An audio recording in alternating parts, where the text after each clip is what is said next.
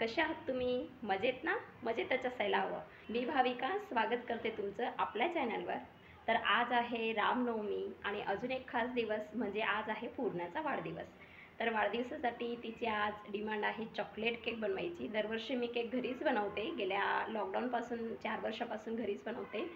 तर chocolate cake कसा बनवतोय ते बघूया आणि जेवणामध्ये तिची काय फर्माईश आहे तेही बघूया. चला सुरुवात करते. तर केक बनवण्यासाठी कोको पावडर आणि चॉकलेट इसेन्स लागणार होतं, ते मी घेत आहे. फ्रीझरमधून क्रीम मी अगोदरच काढून फ्रीजमध्ये ठेवलेला, पण तो काही त्याचे जे क्रिस्टल आहे ते जात नव्हते म्हणून ते पाण्यात ठेवून दिलं होतं मी. केक मी इडलीचा या मोठ्या भांड्यामध्ये बेक करणार आहे आणि हे जे केक टिन आहे हे 8 इंचचं आहे. केक मला लहान बनवायचा आहे, पण माझ्याकडे 6 इंचचं केक टिन पण आहे, पण हे जे आहे खालून असं रिमूव्ह करता येतं केकला, म्हणून मी हे भांड्याचा वापर करत आहे. आणि हे वापरलेलं मीठ होतं माझं, मी अगोदर पण केक बनवले त्यासाठी बेक केलेलं जे हे मीठ आहे तेच वापरते परत. कुकरला अगोदर प्रीहीट करण्यासाठी ठेवते इडली कुकरला. तर इडलीचं भांडं थोडंसं पत्र असतं, त्यामुळे खूप लवकर नाही केलं तरी चालतं, 5-10 मिनटं अगोदर केलं तरीही चालेल. आणि इथं स्टँड वगैरेची गरज नाही आहे, कारण की हे जे केक टिन आहे हे वरतीच अडकून बसणार आहे, म्हणजे खालून छान अशी वाफ लागेल आणि खाली आणि वरती भरपूर डिस्टन्स असल्यामुळे केक खूप छान पद्धतीने बेक होतो. कधीही मोठ्या भांड्यातच केक बेक करायचा म्हणजे छान बेक होतो केक, हे माझे अनुभव आहेत. लहान साईजच्या भांड्यात केक कधीच बेक करायचा नाही. हे जे बटर पेपर आहे तो होता माझ्याकडे उरलेला आणि त्याच्यावर चॉकलेट ठेवल्यामुळे त्याच्यावर चॉकलेटचे डाग पडलेले आहेत. तर तसाच मी घेत आहे म्हणून आत्ताच जस्ट पडले. तर केकचं ते कट करण्यासाठी काय केलं, मी अशी 4 पुडी घडी करून घेतलेली आहे आणि मस्त मार्क झाल्यानंतर आता त्याला कट करून घेतं. हे सोपं पडतं, असं आखणे वगैरेची काही गरज नसते. तर मस्त आपला हे बटर पेपर कापून घेतला. आता केक म्हटलं की पूर्णाचा चॉकलेट केक हा खूप आवडता आहे. दरवेळेस तिची डिमांड असते की बड्डेला चॉकलेट केकच बनतो. तूप लावून घेतलं मी केक टिनला आणि हा बटर पेपर आहे तो लावला. बटर पेपर नसेल तर मैदा लावून घ्यायचा, तूप लावून लगेच मैदा. आता नेहमी आमच्याकडे हेच असतं, पुरणपोळीचा स्वयंपाक असलं तर सिलेंडर संपतंच तेव्हाच, आणि जसं काही बनवायचं राहिलं गोड पदार्थ की साखर संपते. तसंच साखर आता संपलेली होती ती डब्यातली, ती काढली आणि साखर आपल्याला लागणार आहे केक बनवण्यासाठी, तर ती दळण्यासाठी मी काढून घेतली. आणि मैदा मी इथं 1.5 कपचा बनवत आहे, म्हणजे मोठी वाटी 1.5 वाटी एवढा केक बनवत आहे. तर मैदा कपने मोजून घेते, म्हणजे परफेक्ट सगळं वस्तू मोजलेलं राहिलं तर कोणतंही आपण जिन्नस घेतो ते कमी जास्त होत नाही आणि केक आपला बरोबरच बनतो. तर 1.5 कपचा हा मैदा आहे, त्यानुसारच आपल्याला सर्व जिन्नस इथं मी मोजून घेणार आहे. परफेक्ट खूप छान बनतो केक. आणि 2 टेबलस्पून एवढं कोको पावडर इथं घेत आहे. आणि जर कपने किंवा वाटीने घेत असणार तर मग पाव वाटी घ्यायचं. आणि हे जे मेजरमेंट स्पून आहे त्याच्याने मी बेकिंग सोडा मोजून घेत आहे. जर मेजरमेंट स्पून नसेल तर आपली पोहे खायची जी चमचा असतो त्याच्याने अर्धा चमचा एवढा 1.5 कप मैद्यासाठी बेकिंग सोडा घ्यायचा आहे, त्याच्यापेक्षा जास्त करायचं नाही.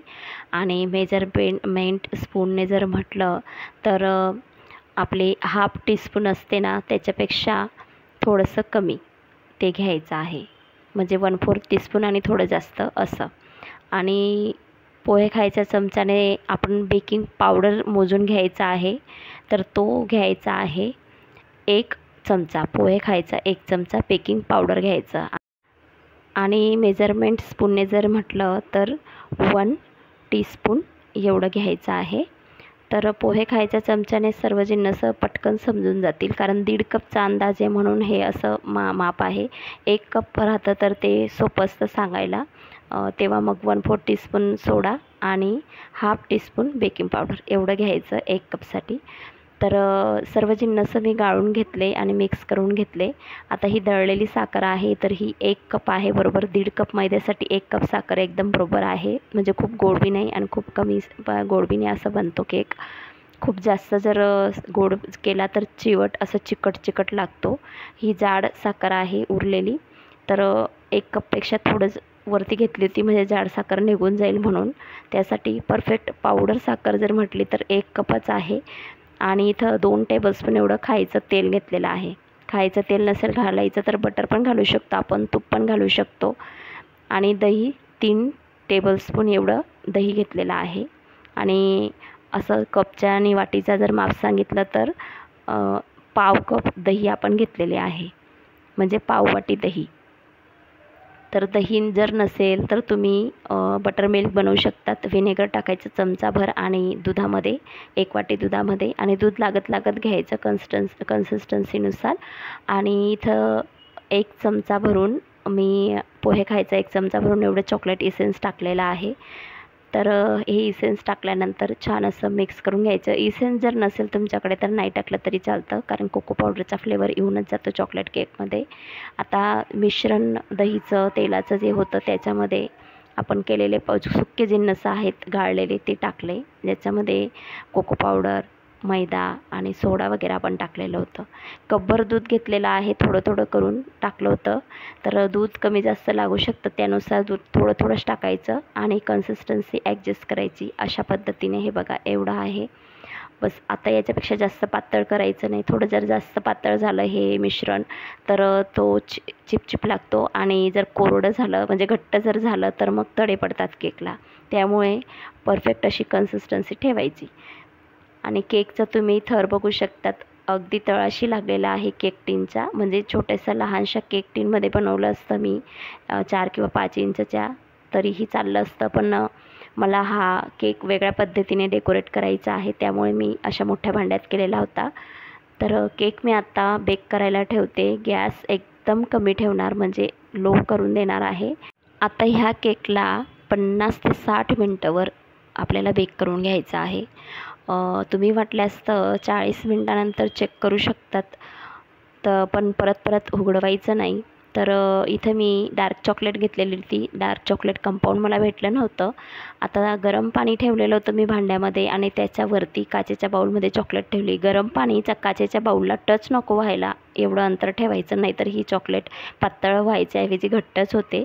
ही गोष्ट लक्षात ठेवायची. पाणी बिलकुल बाऊलला टच होणार नाही, फक्त त्याची वाफ लागेल अशी.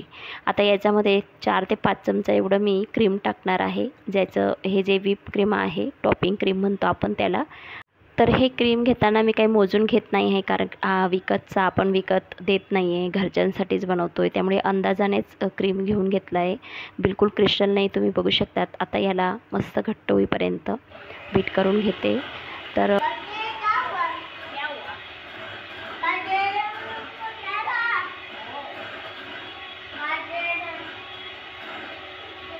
आणि इथं क्रीम लेकरांनी बनवता बनवताच भरपूर वेळेस मागून घेतली, खायलाही लागला होता तो.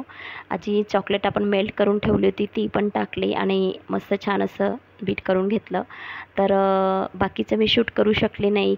केक 50 ते 60 मिनटानंतर छान असं बेक झाला होता, खूप टम्म फुगला होता. थंड होऊ द्यायचा आहे, मगच त्याला रिमोट करायचा, डायरेक्ट काढायचा नाही. छान थंड होऊ देते. बाकीचं न शूट करता मी डायरेक्ट तुम्हाला केक डेकोरेट केलेलाच दाखवून दिलेला आहे, कारण की खूप धावपळ होती. मंचुरियन बनवायचं होतं, फ्राईड राईस बनवायचं होतं, त्यामुळे केक थंड झाल्यावर त्याला विदाऊट मोल्ड मी असं छान त्याला डेकोरेट केलेला आहे सोप्या पद्धतीने. आणि लगेच मंचुरियन वगैरे तळायला घेतलं. फ्राईड राईस बनवून ठेवलेला होता अगोदरच, फक्त गरम करायचा होता. आणि हे मंचुरियन बाकीचं तळलं, बाकीचं करून घेते.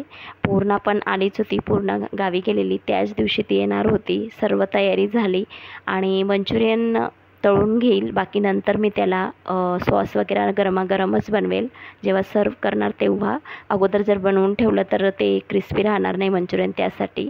छान सेलिब्रेट झालं. बाकीचं शूट करू शकले नाही, पण फोटो मी मात्र शेअर केलेले आहेत.